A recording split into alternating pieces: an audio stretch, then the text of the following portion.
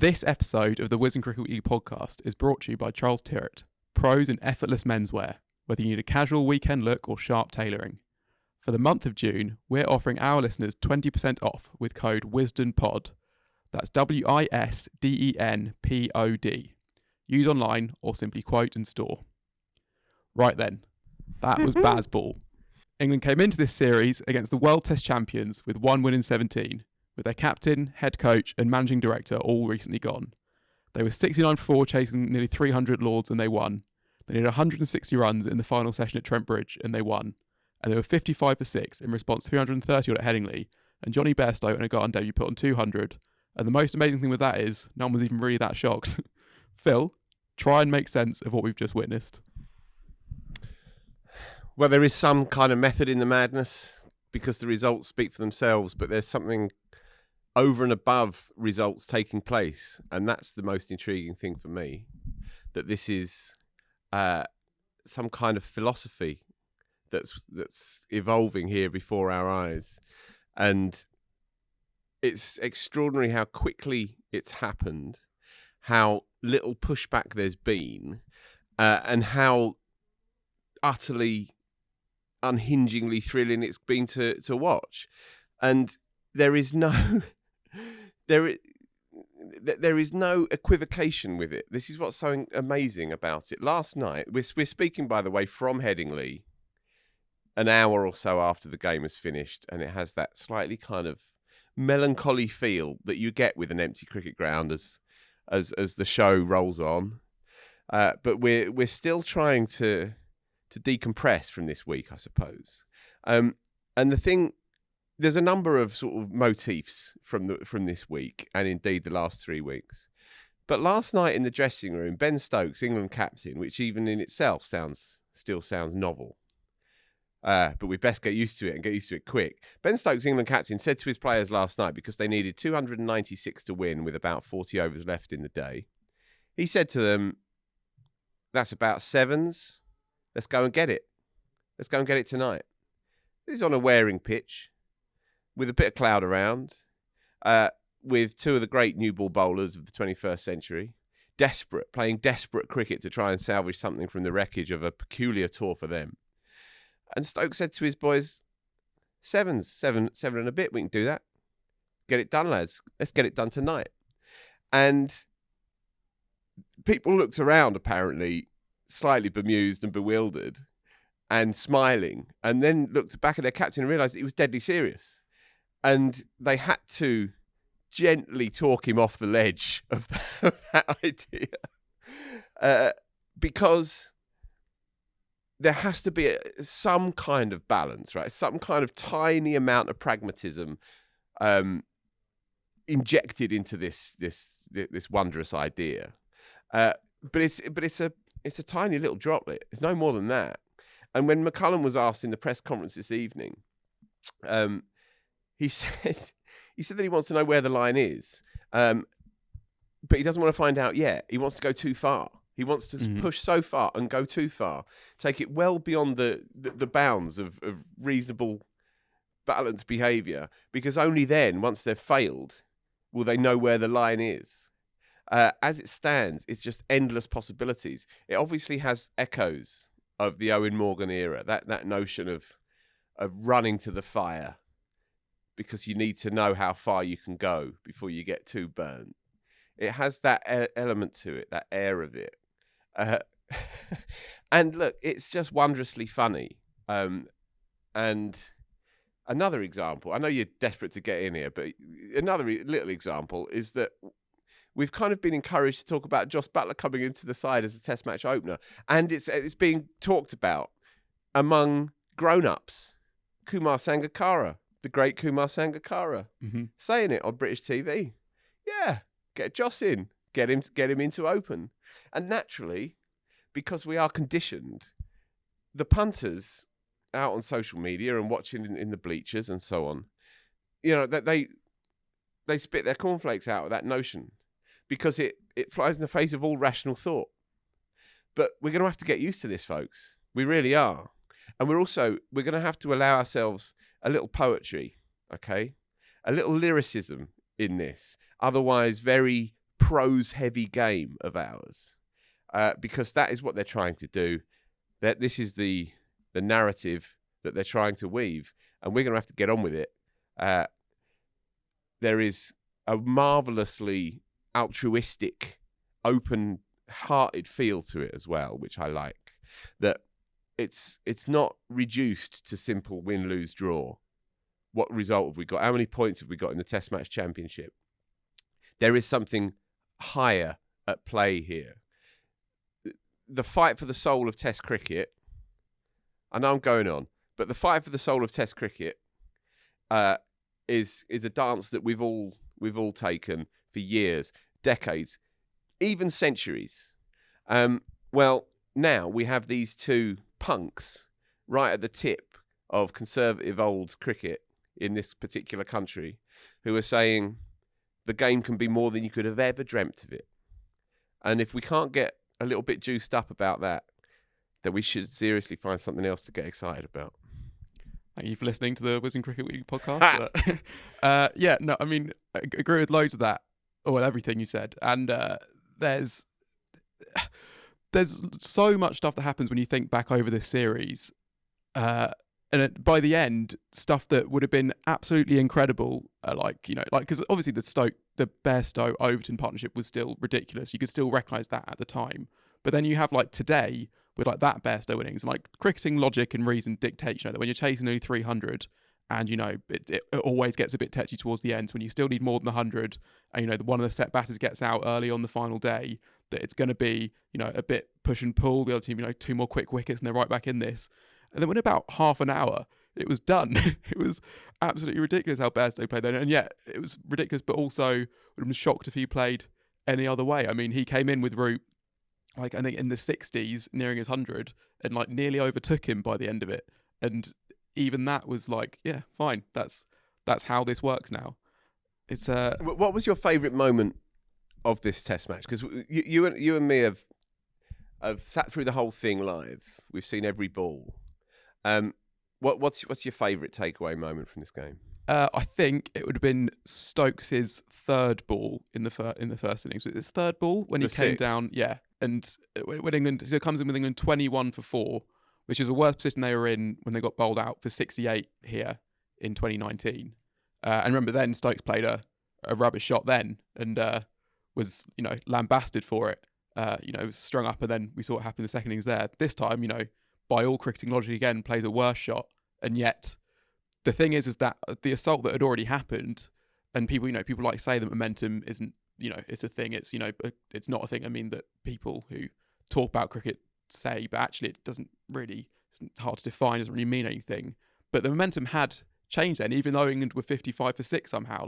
Bolt was at 3 for 30 odd rather than 3 for 8, and that in the way paved the way for what came next, even though England were 21 for 4, Stokes came out and hit 18 off 13 and then got out. And yet that 6 basically summed up everything. I think that was my favourite moment. Yours?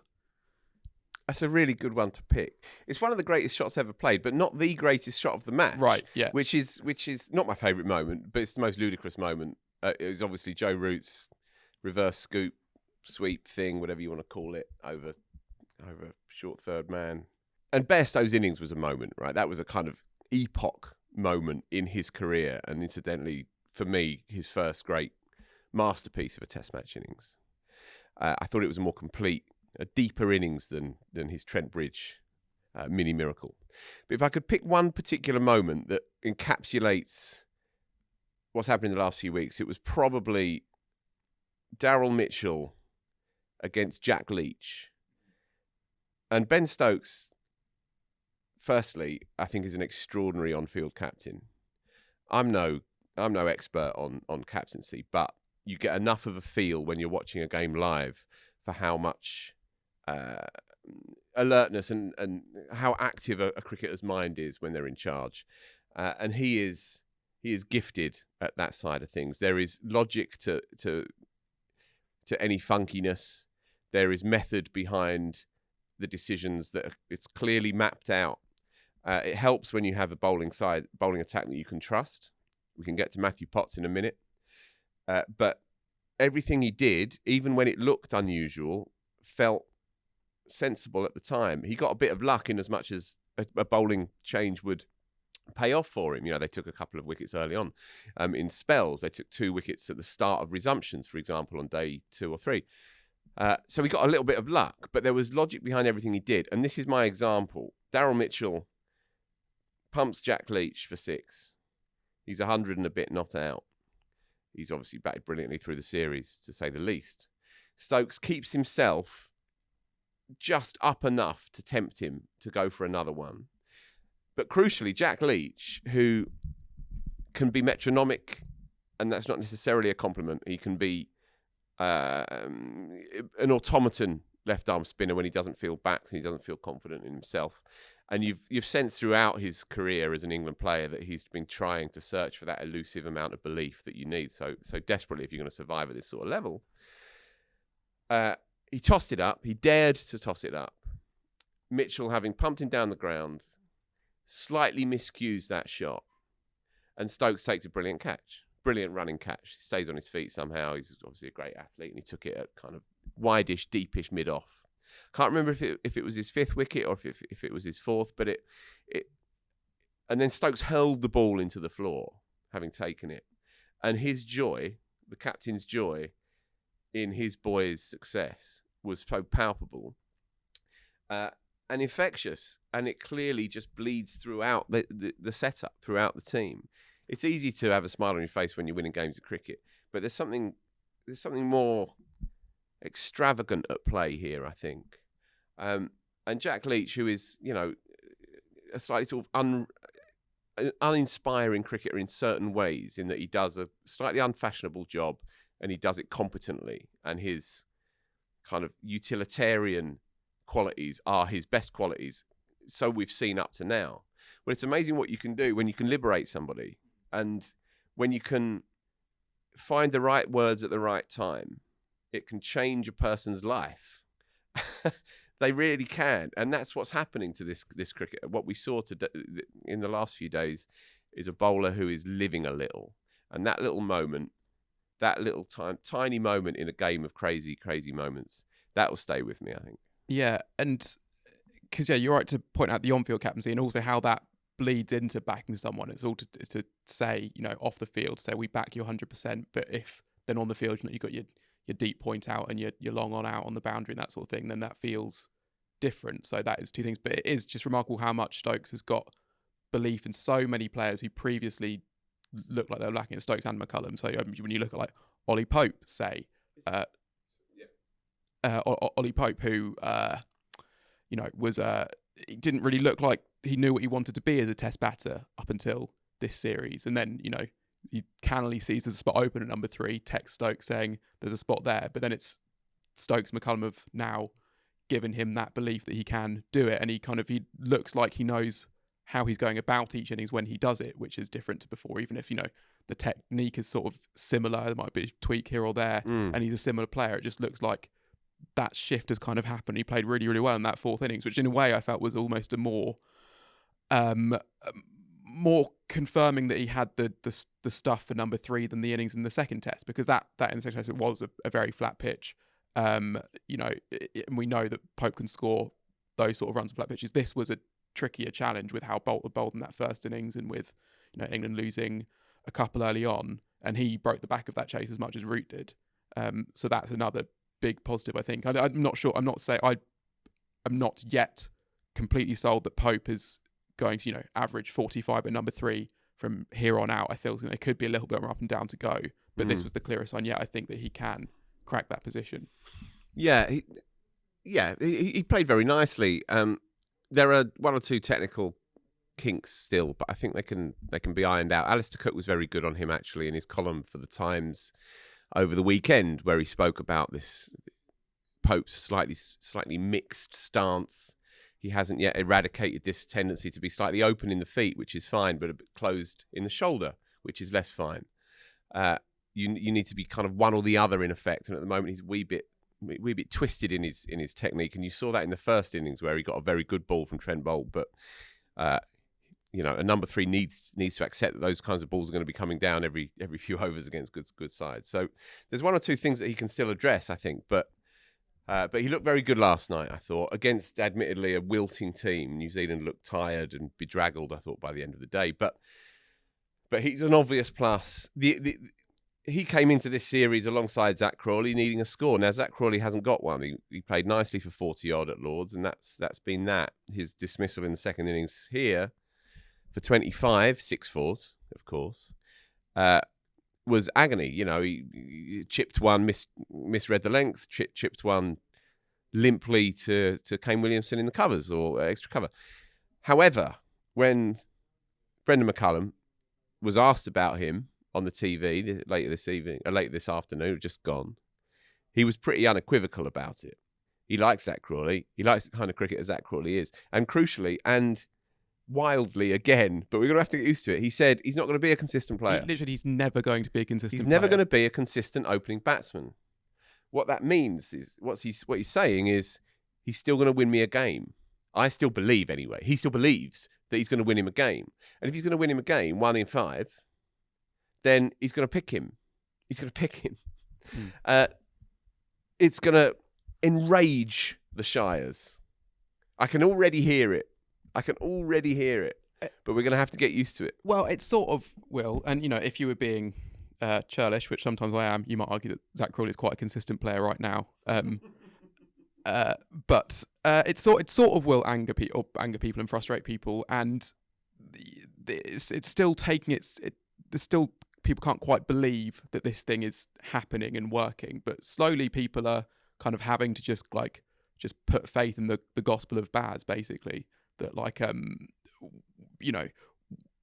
the results kind of speak for themselves, and how it's playing out speaks for itself. That if McCullum says Crawley can be a Test match opener, increasingly that will be good enough for a lot of people. I think that because of how it's gone so far, because of the calls have come off, and I think also people will probably recognise that if anyone could get Crawley to be the player that a lot of people believe Crawley can be, it will be Stokes and McCullum right now, basically. Well, I mean, we'll see what happens. I'm sure that won't be the last time this summer we talk about Zach Crawley. No, but we don't need to talk about Zach Crawley specifically, but the Zach Crawley story and what it says about English cricket.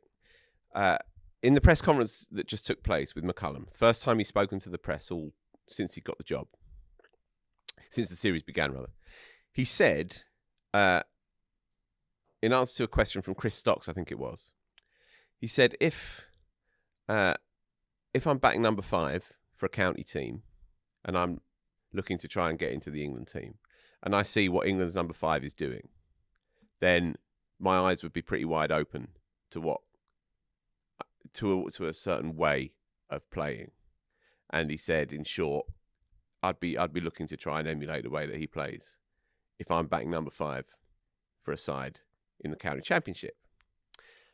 So the same can apply to opening batsmen, right? The same can apply to number 7s. The same can apply to any player in any position now in this new age. And it will be intriguing to see how England's selection process evolves over the next 2 years, say, and whether a conventional stoic opener in the kind of Ben Compton mould, say, whether those players who you can imagine will churn out significant heavy-duty runs and average 45 to 50 opening the batting in England versus a stroke maker, a match winner who is almost famously inconsistent. It will be very interesting to see how this team leans. But McCullum has already given a pretty clear indication of the kind of cricket he's looking for. If people are saying Dominic Sibley has a really good record, Rory Burns has a really good record, crunch the data, as CricViz have, and Ben Jones was talking about this on our show a few weeks ago. If you look at the data, then those two have a very strong case. I imagine they're probably feeling slightly demoralised by these comments this evening.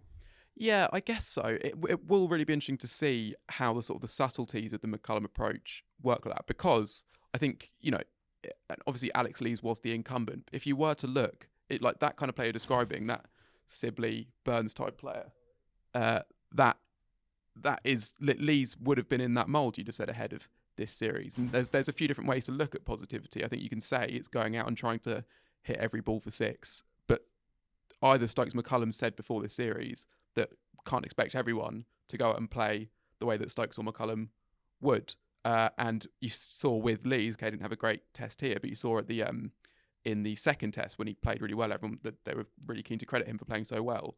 There was a bit more positive in there, but he wasn't coming down and trying to like smash Tim Southey over his head third ball. But it's sort of making players believe in their own way of doing things, to have their own backing and belief in that they can make the right decisions. That's a different sort of positivity. But I do fancy that they're just too smart, I think, to think that like the best player is the most attacking player, and that all our batters have to play one way. I don't think that's the case. Obviously, they will lean towards preferring that, and they will back players. And if nothing else, it's just a sensible coaching move to say that you back Zach Crawley to the extent that they have, even if you are thinking that he's got a couple more innings. It's the right thing to say, and then you have to have the tough conversation, and then you handle that when you get to it.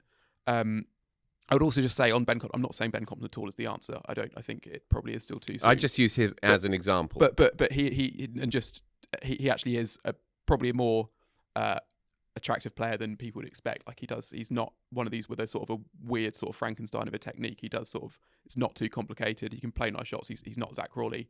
I was talking more about the strike rate, the batting time thing. And you're right, and it's a good word that there will be subtleties within this new way. And it's an important point.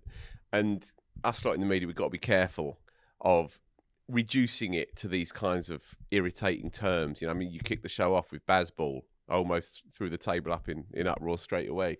So we have to be slightly careful, I think, of falling into media speak about this. And you're right. Brendan McCullum's made a 11-hour 100, right? So, he's not a kind of extremist. He's not a one-trick pony who only understands one way. This is a storied international cricketer who's gone round the block 1,000 times, right? He's looked at what he's got, and he's made a brave, courageous, and slightly wild decision, but one that is rooted in some kind of rationale. Not to pour cold water or anything, but is there a danger of getting too carried away with how good England are, how much they've improved, how quickly they've improved? Like in some ways, these have been the perfect conditions for, I'll say it one more time, for BazBall. You got flat pitches. You've got a team who are maybe quite susceptible to being cowed, I suppose, by a period of attacking batting. There are still technical questions over one or two players. The games have still been close, as Andrew said. First innings leads within sort of 40 runs each time. How good are England now, do you think? Ben Stokes played an interesting innings, I thought, on the final afternoon of Trent Bridge that I think might signpost how he will go about it, and it will all flow from him. I think in the fullness of time, once this series settles down, I'd like to focus a bit more on Ben Stokes on the final day at Trent Bridge than Ben Stokes on day 2 here, when he skewed one to mid-off and everybody lost their shit. Ben Stokes is a versatile and adaptable cricketer. Ben Stokes was 2 not out here off 60 balls at the close 3 years ago against Australia, and then hit 8 sixes the following day. Ben Stokes is nobody's fool. This is not going to be just one way. This is a freight train with no brakes. It's not going to be that, I don't think. The mistakes will come, and the story will have to develop, as you say, some subtleties for sure. I think your point, as you made to me this morning, walking in, or maybe yesterday morning, about the true test will come on iffy tracks, I think is a very good one and a very solid one, because we've been discussing the great and the good, and then us, wherever we stand in that equation. We've been discussing technique, English batting technique, for a long time. And you can limit how important that is on flat tracks. But you can't when the going gets really tough and the ball's jagging all over the place. And that 55 for 6 was not a consequence of the new way. It was a consequence of some technical deficiencies in England's top order. That ball went sideways for an hour, and Crawley, Pope, Lees didn't know what to do about it. It wasn't because they were trying to do anything funky. It was because technically it wasn't quite working for them. Lees got a Jaffa, by the way. Yeah, Lees was blamed. They all got good balls. But Alistair Cook did a whole piece on Ollie Pope's. Alex Lees, as I say, got a good ball, but he's at the start of his career and he's still finding his way, as we've seen. Jonny Bairstow as well, who's been obviously extraordinary for a month, but you can't play like that if the ball is jagging all over the place. Or in theory, you can't play like that if the ball's jagging all over the place. You certainly can't play like that all the time. The question will be how cute they can be, how mature, I suppose, can they be during these clutch moments. Yeah, because we haven't mentioned that spell from Trent Boult, and it was an absolutely brilliant spell. They were all brilliant balls. The thing is that there are lots of brilliant bowlers around at the moment. The next test they play, they'll have Bumrah to face, have Rabada in the series after that, they'll have Shaheen in the series after that.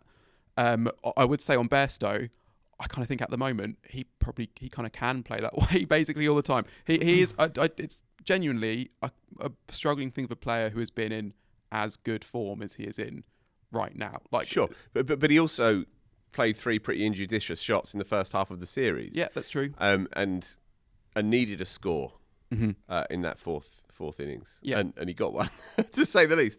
But yeah, the issues around England's technical limitations, top order technical limitations, those questions will come around when pitches are a bit spicier. But it's been interesting that all three games, Lords did a bit, but otherwise these have been unusually flat tracks for English cricket.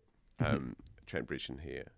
The pitches, I imagine, will be similar in the second half of the summer, because just as the flatter the pitch in one-day cricket, the better England's one-day chances are. Now, the way that they are playing, you would think that the same would apply. Which is extraordinary because it was... Yeah, because it's been an about turn. It was the exact opposite. It's been an about turn, exactly. Sorry, yeah, and I suppose I find myself either talking to myself into thinking they are good and talk myself into thinking that they might struggle, and that's fine. But the flip side is that actually for a test team like England's to become actually very competitive, it often doesn't take much more than a couple of pieces here and there. Like test team they can carry 1 or 2 misfiring players. It's when that's 3 or 4 that's when a team really struggles to put up scores. But Root, being as brilliant as he is, if he has Bairstow especially around him who is playing that well, and then also a couple of other guys who are in decent form, like Pope's in good form, Stokes is going to come off probably more than he fails at the moment, and Folkes is looking more like he belongs as a test cricketer. Like a batting lineup that has like 2 very, very strong players in form and a few others who can contribute here and there. It's much more than what England have had before, and actually that becomes quite formidable. And it didn't take much to get them up to that, if that makes sense, because it's just a few players playing a bit better than they had been before, and all of a sudden it is actually able to put up those totals we hadn't seen before, I suppose. That's one thing on the other side of England are good now. I mean, we're not at all saying England are the best side in the world. You mentioned earlier stuff about county cricket, and I think it's fair to say that, I mean, it's definitely possible to carry it away and say England have revolutionised test cricket and changed the format forever. But, in 3 weeks. Yes, exactly. But we have had good questions on what this means for the county game. You mentioned what McCullum said. Jamie Cook asks what criteria will now be considered for selection, which you sort of talked about with the stuff earlier. And Ben Pook asks, what with the recent success of England's men's test team, do you think counties will take a leaf out of the McCullum-Stokes playbook? And we've just seen Sam Curran hit his first class 100, a 65 ball 100 for Surrey. Is that what's going to happen? I guess you've got that. There's still the issue with the Duke's ball as well, which makes that style of play a bit more plausible. Do you think is every county, do you think, going to be doing this, or do you still think it will take a while to filter down? You're not going to tell Dom Sibley to go out and be Zach Crawley. I don't know. Do you think that will have an effect this season, or do you think it will be some try it, some don't, and it will depend on circumstance? Well, players with the talent and the ambition may want to expand their game even more, but the players that are in the conversation regarding England's second string from number 3 to number 7 are all stroke makers anyway, and that is just the nature of the game. The best players are invariably the best stroke makers. And if you're the best stroke maker, then you're playing and earning lots of money in white ball cricket. And that kind of quality bleeds into your red ball cricket. And so if you know, Joss Buttler, Dan Lawrence, Harry Brook, in whichever order you like, as second string options in this team, are all expansive players. Where it gets obviously a bit more confusing is with opening batters. We'll have to wait and see, I suppose, on that. But I don't think if you are by nature an opening bat that has certain kind of stroke making limitations, but you're defensively sound, you've still got to earn a crust, right? You still want to do well for your team. You still want to try and win championship cricket matches, and you still want to retain your contract. And so if it's a case of thinking, well, do I aim for the stars and potentially lose what makes me good, what makes me pickable for my county?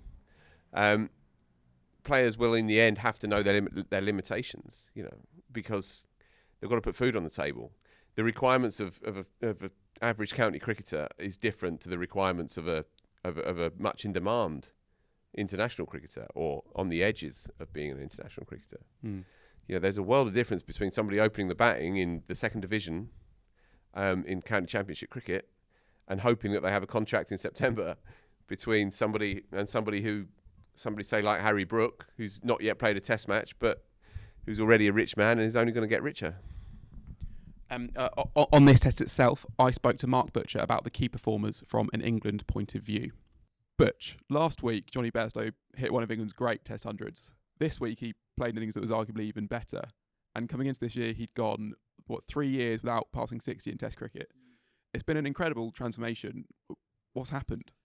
Yeah, it's extraordinary, isn't it? I suppose you go back to the innings at Sydney, where, funnily enough, he looked unbelievably scratchy until he broke his thumb, and then, obviously the pain of that and the urgency with which he then felt he had to play, sort of unshackled him, and he played in much more of a free fashion, taking down Nathan Lyon, etc. If I remember rightly. And then he goes and makes a superb century in the West Indies on that trip. So. The form continued. I don't think he played particularly well in that last Test match. He would have been disappointed, as the rest of the batting lineup was, when England went down in Grenada. I mean, he rather got talked out a little bit by the wicket keeper. And then you come into this series here, and there was a lot of talk about a lot of the players who've ended up in this team for England, Jonny Bairstow being one of them, about perhaps whether or not at 5 Harry Brook might have fancied, been a better bet in that position, et cetera, et cetera. Now, Jonny's come out and played, as you rightly say, the most extraordinary innings at Trent Bridge to win in the game, very much in sort of one-day beast mode. The innings here at Headingley was better. I mean, 55 for 6. England absolutely in trouble. Trent Boult making the ball talk. What's changed? Well, defensively, he's a damn sight better, surer. And whether that's a change of mindset, I think he's probably just opened up his stumps a little bit more. I think, he was another one who got a bit preoccupied with standing in front of off stump. That doesn't seem to be the case anymore. So defensively, he was superb. The mindset was always, be as attacking as you possibly can, throw some punches back at the bowlers. And it was an innings of rare quality. It was so good that now any thought that he might be one of the people whose head is on the block is completely gone. He's also loving the idea of being one of the senior players in the team. I think he's being treated with a lot more respect. He's been given a lot more responsibility. He knows that he's backed 100%, and anybody who knows anything about Jonny knows that he's a sensitive soul for all manner of reasons. And just wants to kind of be accepted and loved, even after the innings on the Friday. He, the first thing he said to us when he came down to talk to us down on pitch side was, I'm not everyone's cup of tea. And we're like, Jonny, everybody loves you. Yeah, you're all right. You'll do for us. He kind of has this idea that, that he's too different, or that people don't take to him. They do. Yeah, and I think you saw with the reaction to that 100 here. I mean, if this is home ground, the England fans especially really, really love him. Like, he is a proper fan favourite. And the only issue is that he's running out of people and things to prove wrong, isn't he? Yeah, exactly. But that's quite a good thing. to be able to go out there and take on Test match batting in its own terms. It doesn't have to be the case that he's trying to prove people wrong or prove that he deserves his place in the side.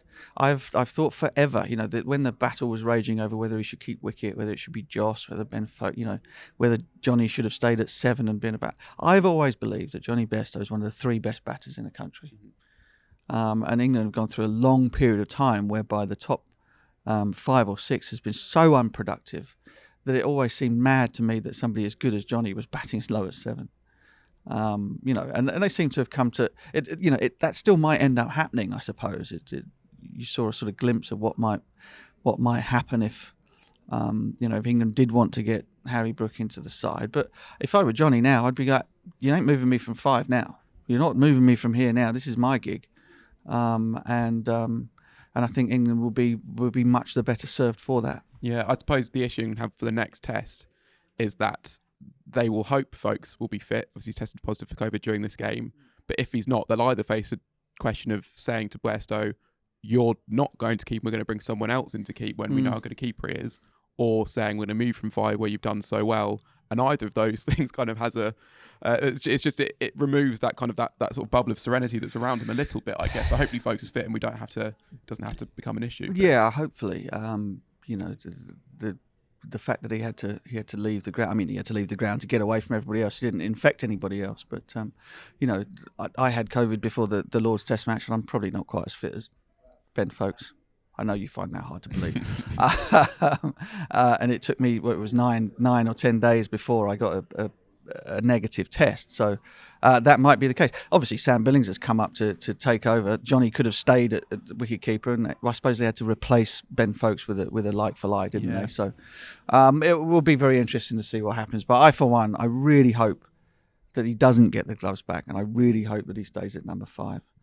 Because, I think one of the things that will have come to him over the last, particularly over the last couple of weeks, is, hang on, batting at number 5, I'm batting with proper players here.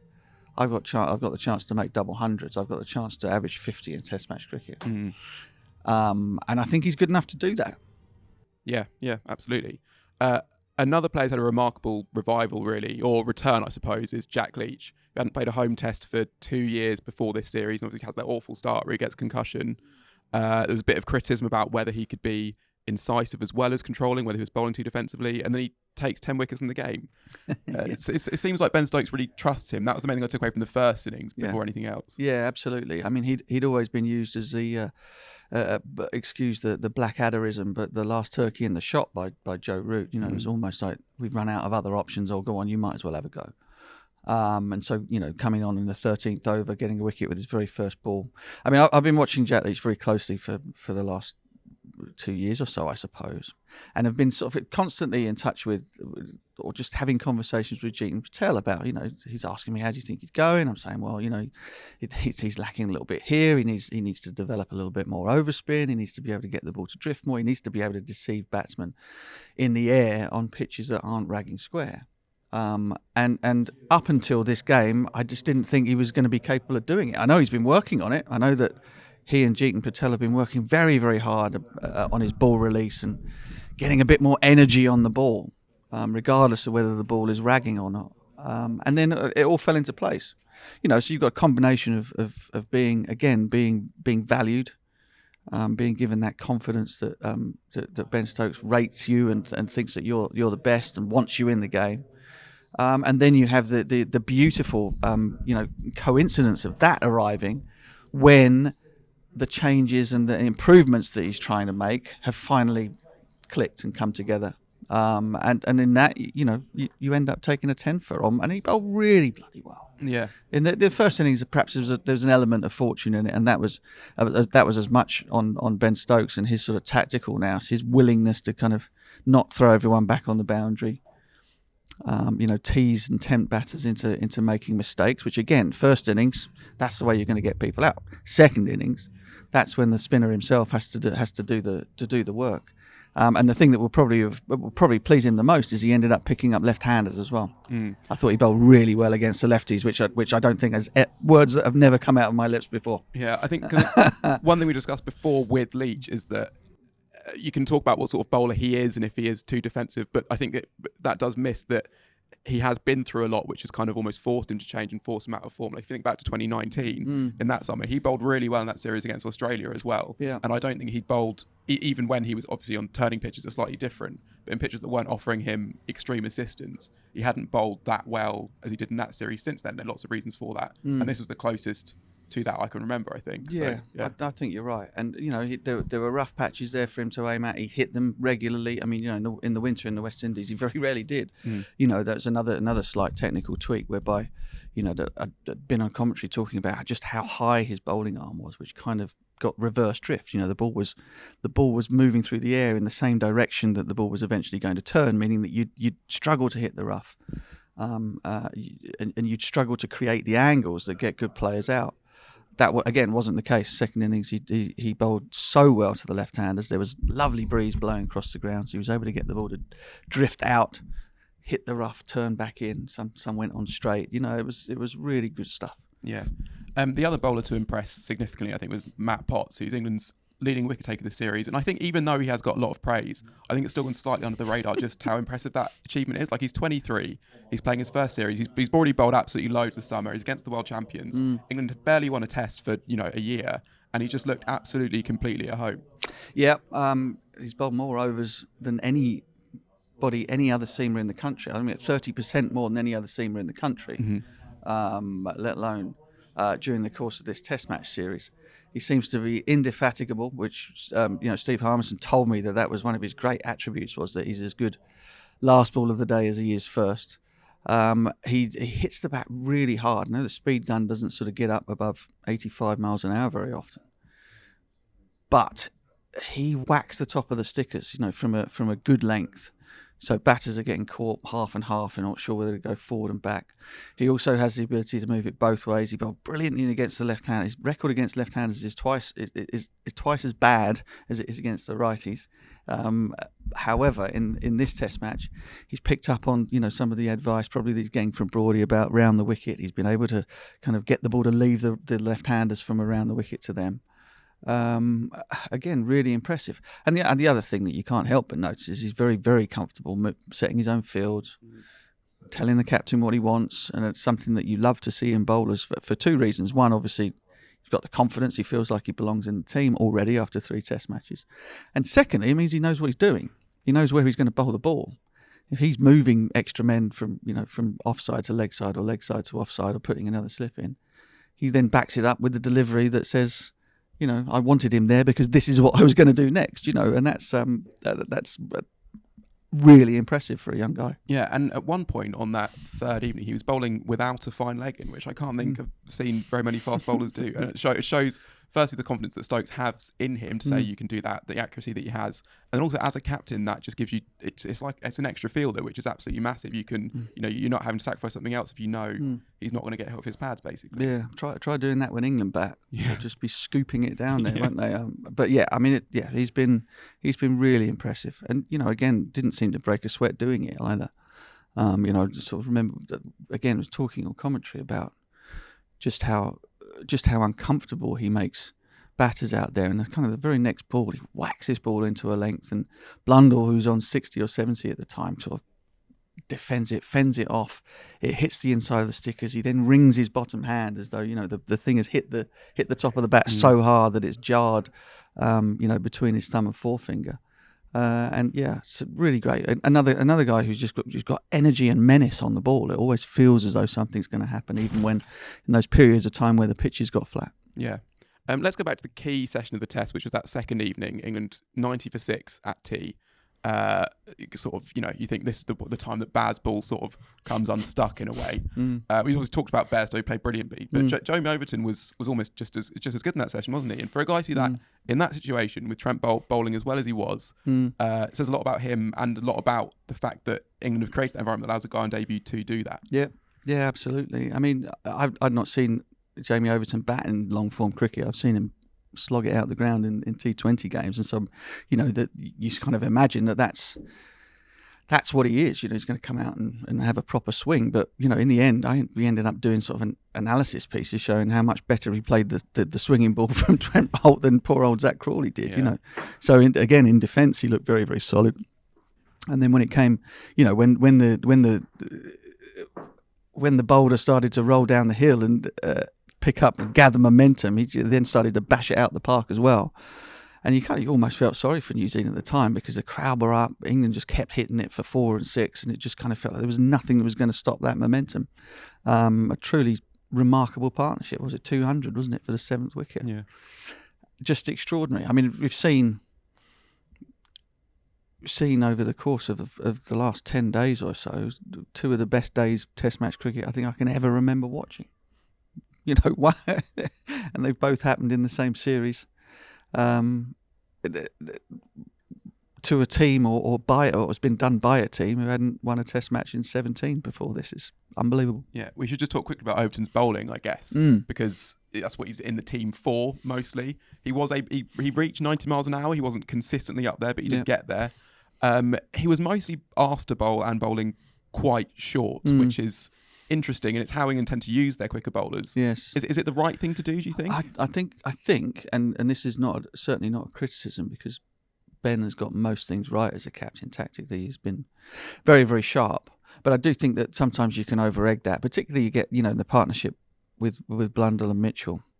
I think it's a great idea. You do it for a couple of overs and then you settle back in and to Overton had the ability in the first innings to swing the ball in and out. And I think even during that second innings there, when England were going predominantly short, when he did pitch it up, the ball moved. He was able to get the ball to sort of challenge the stumps with a bit of inward movement. So, the thing with doing that is that it hurts the body. We've seen what it's done to Mark Wood. It's kind of broken Jofra Archer. There are lots of broken Ben Stokes. It broke him in the winter as well in Australia. It takes a lot out of bowlers to be asked to do that all the time. And so I think it's a legitimate tactic. Genuinely, there are times when it's absolutely necessary, but I do think that you can overdo it. Yeah, and can I just ask about that?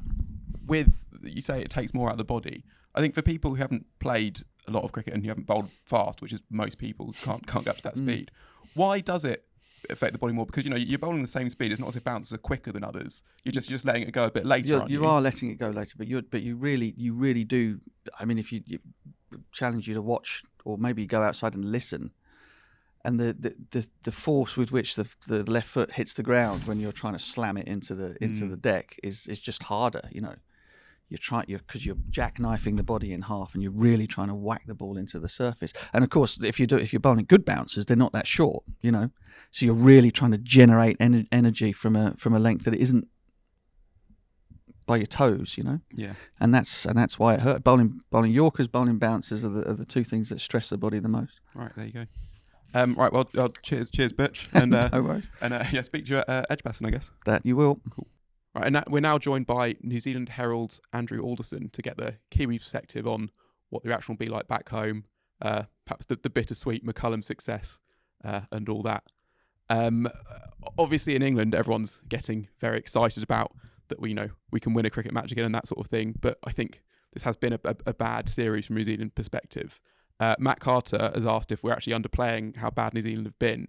But do you think, how disappointed will they be? What will the reaction be like back home? Look, I think New Zealand have been in the contest. I've got to be honest. I really feel like got a couple of games going to the fifth day. It was pretty level at Lords across those first 2 innings, and then we've just seen that brilliant batting from England in the fourth innings, and New Zealand probably not maximising their firepower, if you like, to be able to get those 20 wickets. Consecutive chases, 277, 299, 296. Have been extraordinary watches. I mean, as a neutral fan, they're just amazing. Just seeing what Bairstow and Root and Stokes and the like have been able to achieve, and I think it's just part of. I think Brendan McCullum probably noted it in his chat to the media, just saying that it's a case of unlocking what's there really, and just taking it from that point of view. But I think New Zealand. They're an ageing team, though. They're probably another year on from the World Championship victory. And there's not a lot of younger players coming through. You've sort of got this bell curve of people who are, I guess, from 29 to 32, and then a few just outside that. I think Jameson, the youngest, 27, Wagner, oldest, at 36. So it's a group that's worked a lot together, but yeah, it's just about probably the development thing from here on in. That's interesting, because I reckon if it were England right now, there would be calls for wholesale change, everyone to be sacked. I mean, because if you look at after the World Championship final, they lost in India, okay, that happens, but then lose a test at home to Bangladesh, don't beat South Africa, and you got a good chance to beat them. But is it kind of seen that this is just a team in slight transition with Ross Taylor going out, Kane Williamson understandably out of form with the elbow thing? Are people going to be pretty sort of sanguine about it? BJ Watling as well, yeah, another key component in that side over a number of years. You've got to have the players to replace them, and they've got some fine players. Red Bull Cricket, I mean, it'll be probably close watch on the Plunket Shield, the 4-day competition in New Zealand in the next 12 months to 24 months as well, to keep bringing those players through. But I still feel like those are the best players that New Zealand has to offer for the most part. I mean, if you look at that series, I think, again, McCullum noted it, and here I am talking about McCullum, noting good points, which is ominous in itself from a New Zealand perspective. But just saying that just the top four were one of the key weaknesses. And that's true, I think. Just they didn't get enough runs relative to what England were able to achieve. I think I was looking at that. Also relative to their talents as well. And this does happen sometimes. We've got literally one of the all-time greats of batting at 3, didn't make a 50, albeit only in 2 test matches. Devon Conway at number 4 is a mini genius as far as I'm concerned. I think he's an amazing cricketer and looked good in parts. Didn't get a score. Gave it away at Trent Bridge in a key moment for that, batting beautifully for 50 odd. Henry Nicholls, fine test match player, couldn't get a run. Tom Latham made 1 score all series. Now these are good cricketers, but sometimes cricket's weird, isn't it? And it just collectively drags a batting lineup into itself, and it felt like this was happening here. That's right. They just, and I think good bowling as well. Again, I mean, look at a player. You speak about bringing new players in. Potts, I thought he was one of the standouts of the series, and I know that the kudos has gone to Bairstow and Root and even Leach today with the man of the match scenario.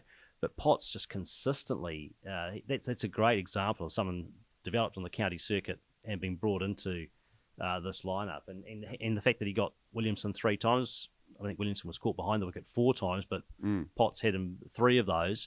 Was an indication that he was up to the task. So, do you think that when the dust settles, Kane Williamson will think, I still want to carry on, this is my team, I've done great things with it, my elbow is manageable, I still want to be the captain of this team? Or do you think there might be a natural evolution in that question? Again, you've got to have someone to replace him. I know that Tom Latham's been suggested, and he's an admirable captain when he fills in for Williamson. I still think Williamson's the best player to be captaining that team at the present time. I mean, he's captained a team to the inaugural World Championship 12 months ago, and has struggled with his fitness since then. That could be a telling point but the fitness is not necessarily going to affect his captaincy. It's more just the longevity in the game, full stop, with this elbow problem if it's ongoing. I mean, he's got it under control at the moment, and whether or not that ultimately affects his status in the game. Sorry, Ben, just briefly. I've been working with Jeremy Coney and Craig McMillan, and they've observed that the conservatism that, say, is a part of the characteristic of this team, it suddenly becomes very stark next to what the other lot are doing. Now, the other lot are extreme, and they're in some kind of Kool-Aid experiment, But do you think that style of cricket, that attritional style of cricket, that conservative with a small C style of cricket, do you think that may need to be shaken up as the game evolves? And do you think, therefore, they've got... I would say they do need to make adjustments. I'm not sure it's wholesale adjustments, but I think that they would need to perhaps be more innovative. I mean, the case in point here, and Stead and Williamson effectively alluding to this at the end of the game today, is playing Michael Bracewell instead of Ajaz Patel. I mean, they haven't said it explicitly, but specialist spinner out there in Patel, who Stead has said is still the number 1 spinner, and Williamson feels likewise. I think it just seems to me that that's an opportunity missed, that Patel only bowled 2 overs in the series. He's only bowled 2 overs since taking the third 10-foot in Test cricket history in an innings is an opportunity missed. And New Zealand don't want to get into that habit either of being a side that relies on just the 4 quicks at home in their own conditions. You want to be able to do it around the world, which they have done over the last, I guess, since 2013, McCullum turned the corner for them. And I think you get this actually with almost, maybe it's tying too much between Root and Williamson, but when you have batters that are so good, especially at playing spin as those two are, I think they can look at a spinner and they know how they would play them. And they think, well, this guy can't really do much here. I know that I would be able to face this here. When actually, you say Aegis Patel is a very good spinner. He won New Zealand the test here last year, which won them the series. So that I guess that would be a question about Williamson is that handling of spin in particular as a captain. Yeah, that's a good point. And that sometimes when players who are good at something see someone out, even with pace as well, they don't necessarily take on board just how effective and potent that player is. So by that token, Williamson wouldn't pick any bowlers. That's right. Exactly. He might pick Potts. Yeah. So I think that's an opportunity missed there on this. Massively. I mean, and the trouble is it's accentuated and exaggerated, if you like, by the fact that Jack Leach has taken 10 for 166 and been such a key component in the game. Just briefly, the three great quicks. Incidentally, I didn't know how good a record Neil Wagner's was compared to the other two until this series. 3 great quicks. None of them are young. You mentioned Kyle Jamieson, who will probably end up being the attack leader, but are there any coming through?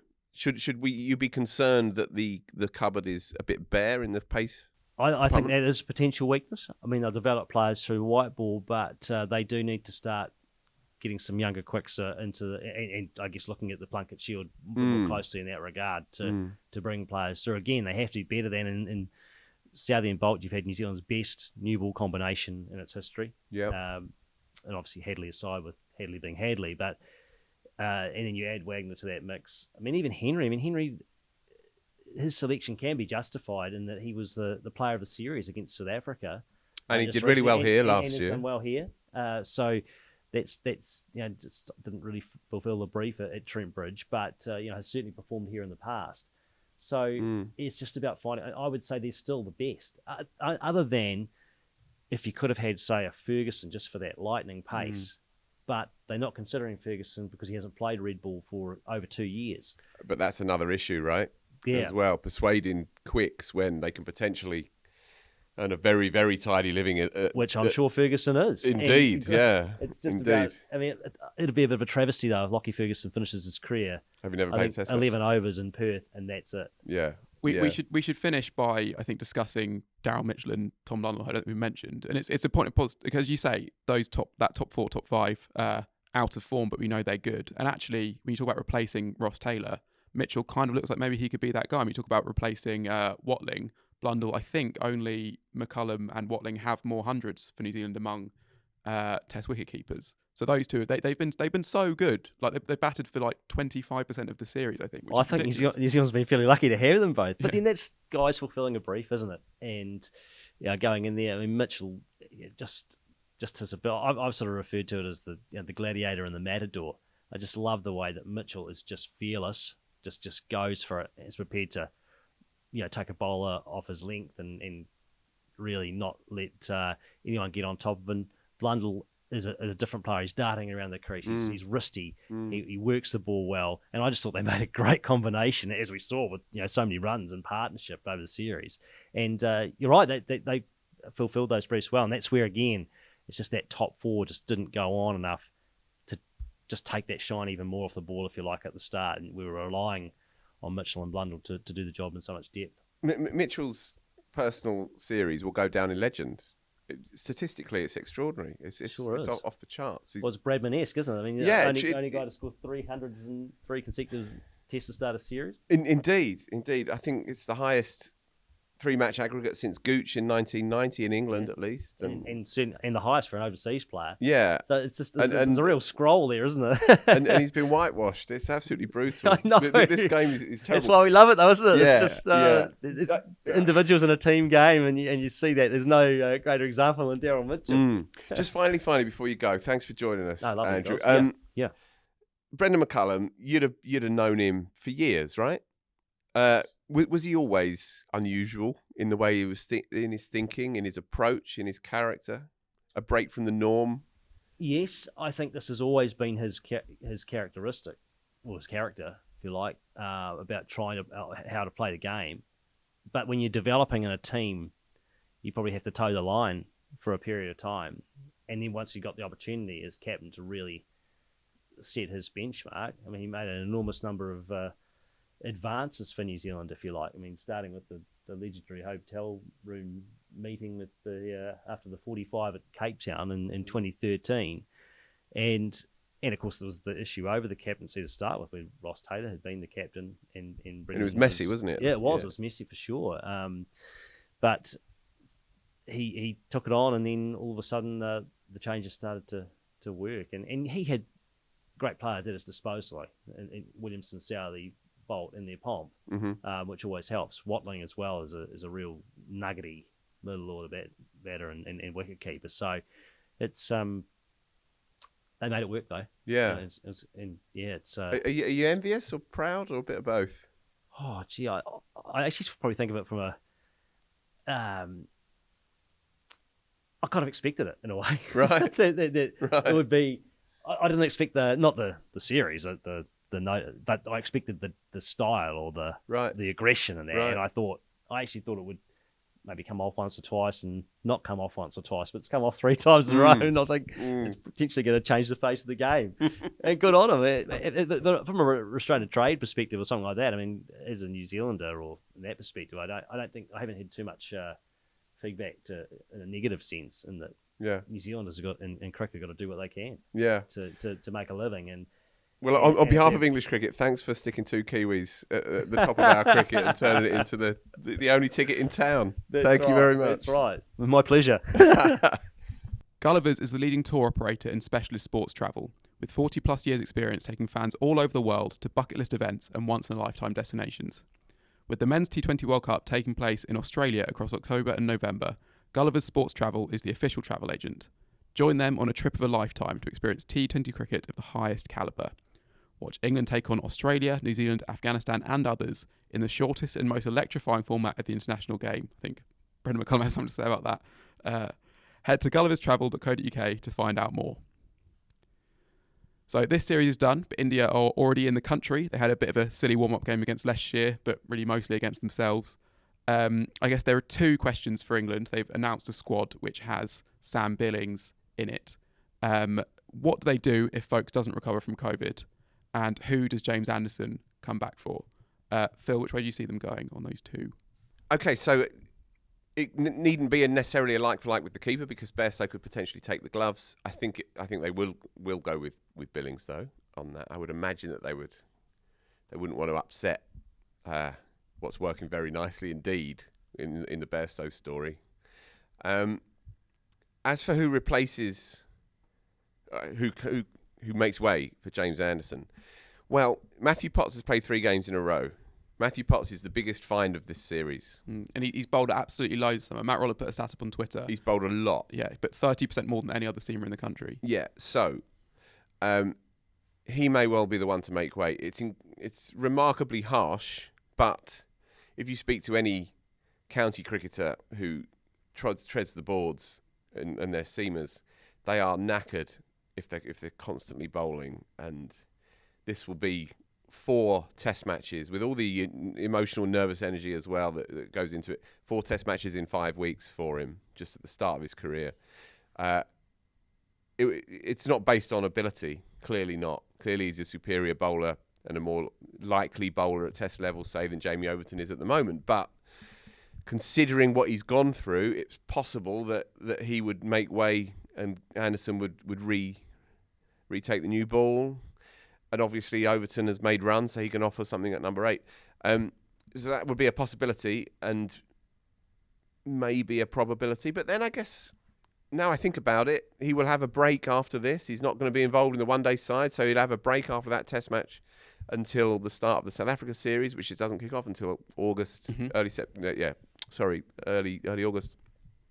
So possibly, if he does come up fine after this game, they will think, we go with you, in which case it probably becomes Overton. Yeah, I guess, because I think with Potts, it depends if it's either, there's 2 different reasons why you'd rest a player. One is injury prevention, which would be fair enough in the case of Matt Potts. The other would be because you think they are too tired to keep bowling as well as they have been, which I don't think is an issue with him. You look at how he just comes at you all day long, doesn't he? Yeah. So and this India test, this is the test of the summer.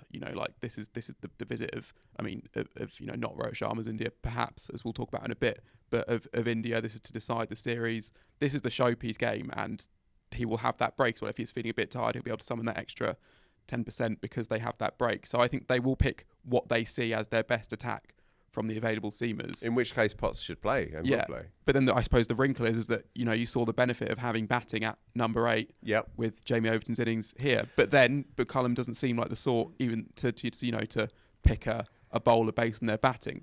No, he doesn't, but it is useful if someone can strum 90-odd on debut. Stuart Broad was a different bowler in the second innings to that which he was in the first. I thought in the first innings he was fabulous, really fabulous, and he tired clearly in the second innings. That said, he's a big match player, and that was evident throughout this game. He got the crowd going at various points. He's just having a baby, isn't he? It was his birthday this week, and he's loving it. As Ben Stokes acknowledged in the press conference tonight, he texted him at the start of this series, and he said he's effing buzzing for it. So my guess, all things considered, is it might be Overton to make way, but we shall see. It's a good place to be, really, because Jimmy Anderson is fit, ready to go, and wants to play for another 10 years. He was literally saying that in the hotel bar last night. So, yeah, we shall see. But I have a feeling about this game, by the way, that if the weather stays good, it's going to be a classic.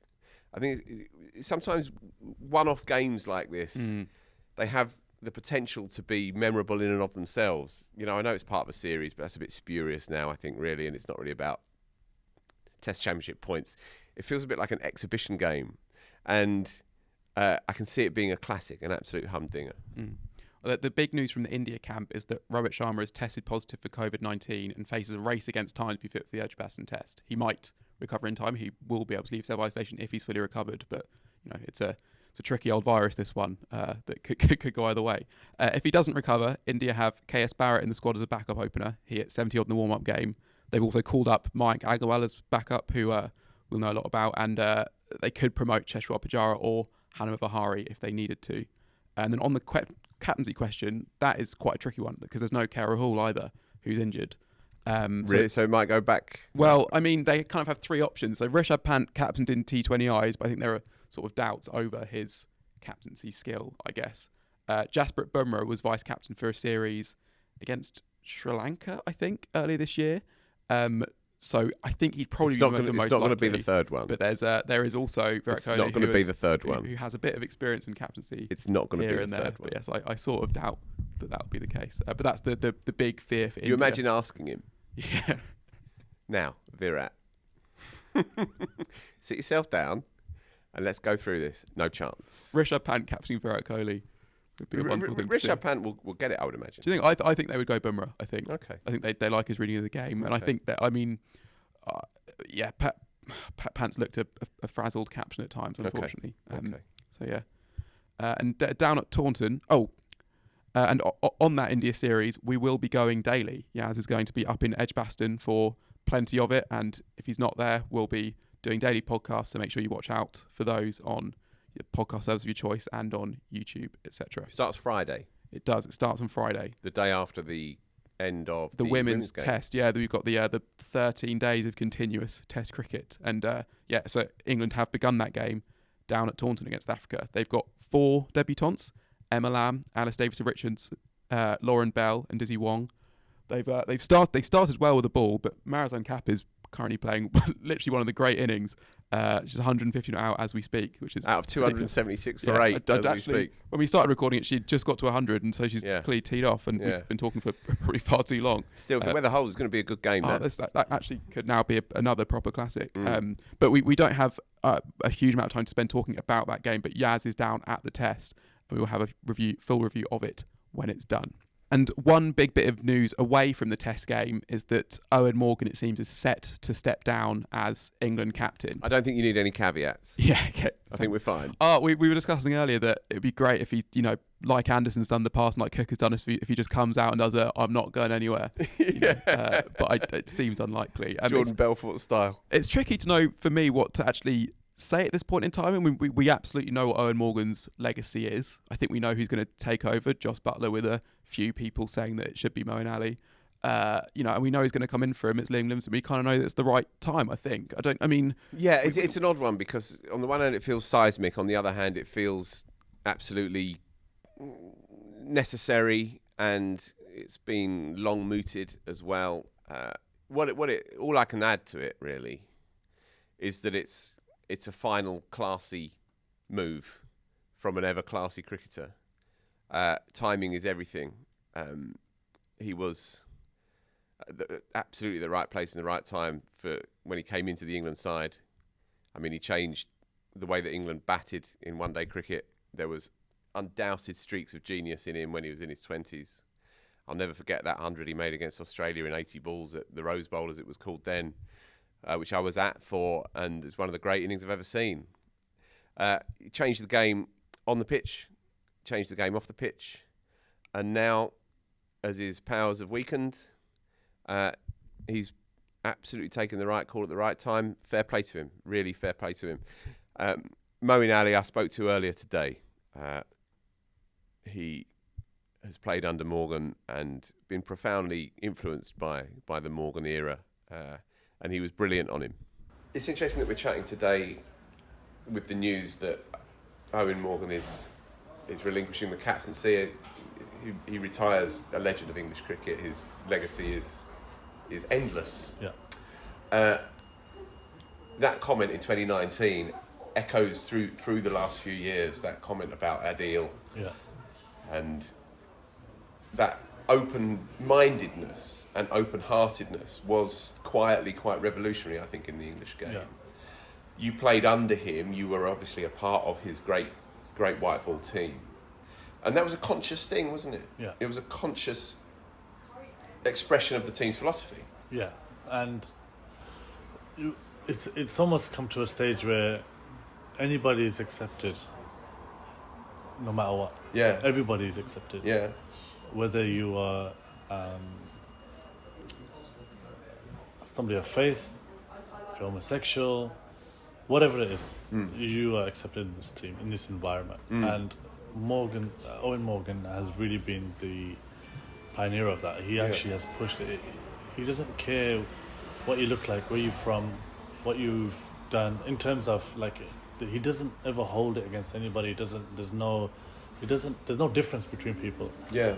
And Eoin Morgan as captain on the field is an amazing captain, tactically, all that kind of stuff. But off the field, he's the best I've ever seen or I've ever been with, because the way he has to manage the team, the environment, and then on top of that, be so outwardly spoken about the good things in life and how things should be and his rights and all that kind of stuff. He's amazing and truly will be missed, not just on the field as a captain, off the field more than anything, because he's a great person, and whatever he decides to do next, he'll be amazing at it. Yeah, no doubt. Going back to the idea of this philosophy that again permeates now into the new Test match setup as well. Took a lot of guts, because if there is one characteristic of modern discourse, modern life, it is that we are more polarised than ever, it feels at times. And so to put yourself right in the guts of that argument, that took a lot of courage. Right? Yeah. A lot of moral courage. Yeah, 100%. And to then fight for that too.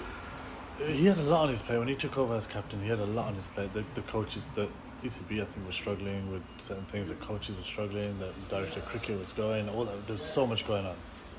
And he was firm, direct. He knew what he wanted. He had a vision.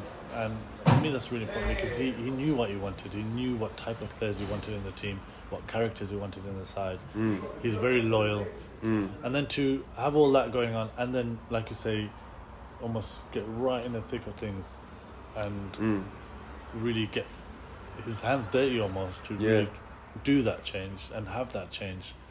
And now you look at it, like we mentioned earlier, it's normal now. Like, it's so people are so welcome. They come inside the field like they've been in the team for years and years, and that environment he's created. And not just that, the cricket side of things, he was the first one really to come out. Obviously, we wanted to play the more aggressive brand of cricket, like Stokesy, actually. Well, thanks very much for listening. I've been Ben Gardner. Thanks, Phil, for joining. I remain Phil Walker. Yeah, and thanks to those who have already departed. And if you did enjoy listening, please give us a nice, maybe a 5-star review on the app of your choice. Cheers.